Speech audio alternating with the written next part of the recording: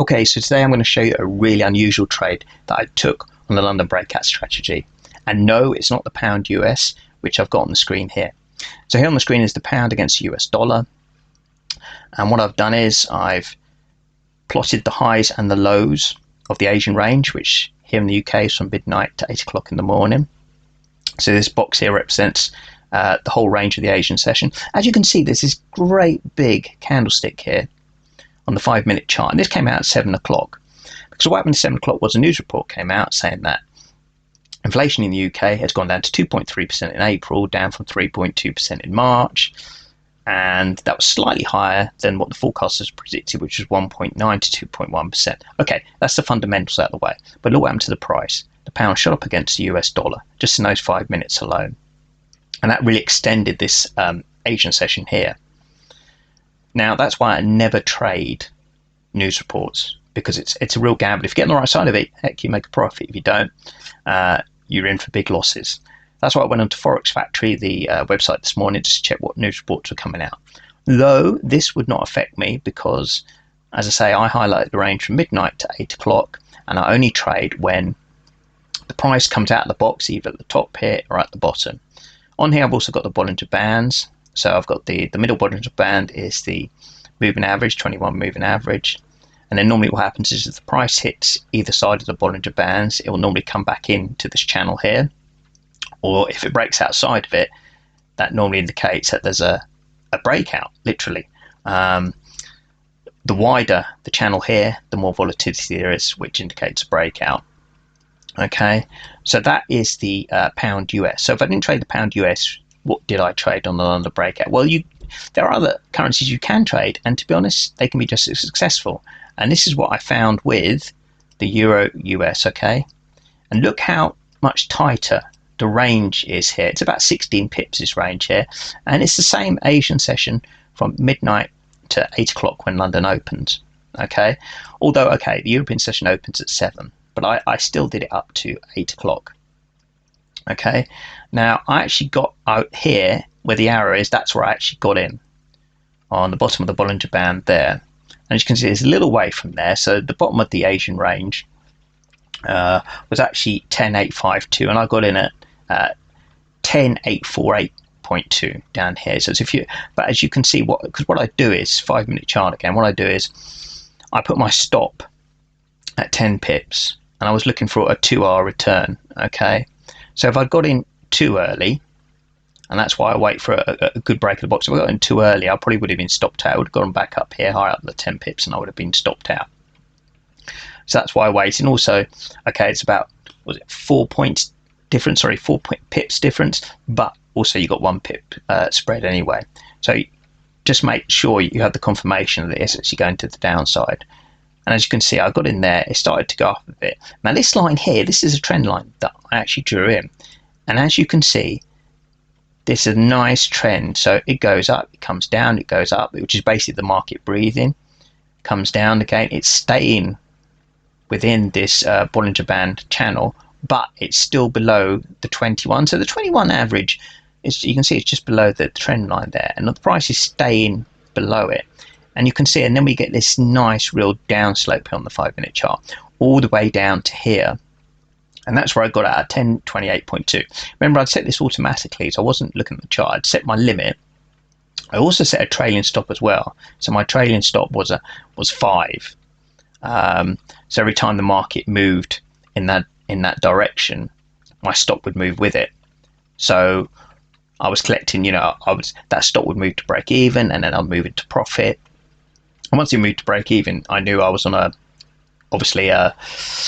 trade that I couldn't lose, but I wasn't watching it. This is all set automatically.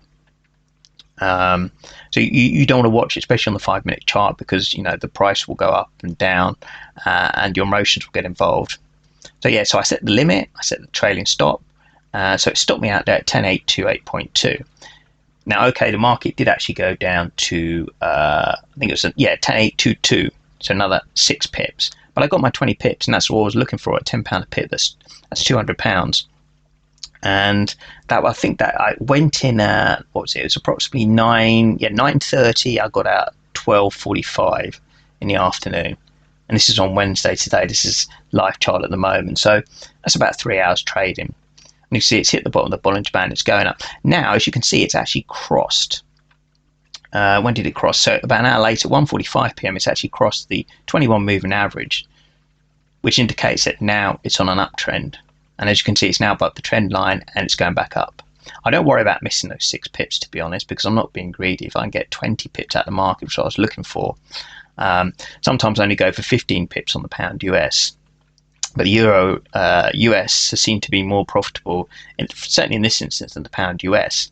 And if I'd gone to the pound US, I wouldn't have made the money. So there's no reason why you can't do London Breakout in the euro US, and it's proved very successful for me today. So I'm not worried about the 6 pips, because you can never time the exact entry and the exact exit to capture all of the profit range.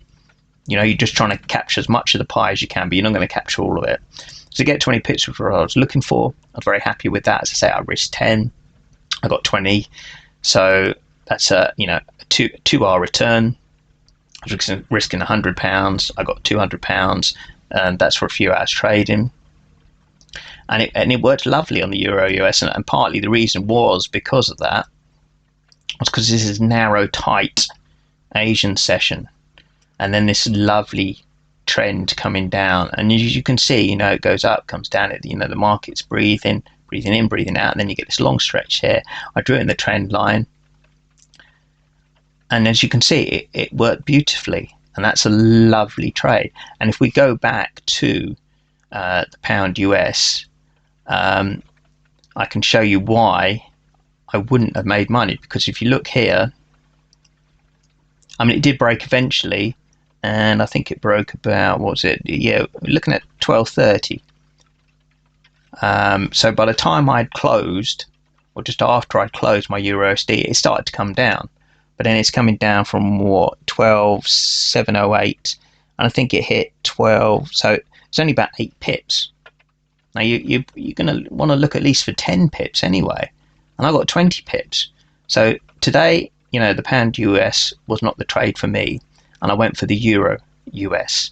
So there are always other options available, and don't get set in this mindset that you always have to do the pound US for the London breakout, and never try to fix your strategy towards the market. The market will always dictate what strategy you use and when you get in and when you get out, and never have this fixed mindset that I want to trade this way today, I want to trade the pound US, I want to use this strategy, because the marketplace might not be right for that particular strategy on this particular day. And so it was today. The marketplace wasn't right. Certainly the pound US was not right for my particular strategy today, the London breakout.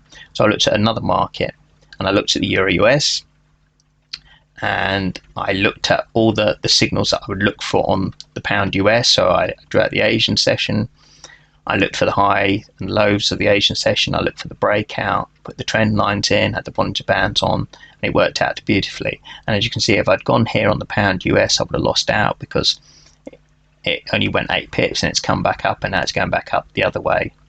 So that's why I never trade these large Asian session range. I like a nice narrow range for it to break out nicely, which is what happened in the euro US. So today it wasn't right for the pound US, tomorrow it might be.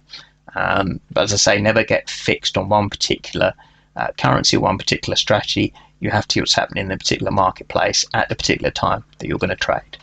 Okie doke, thank you very much.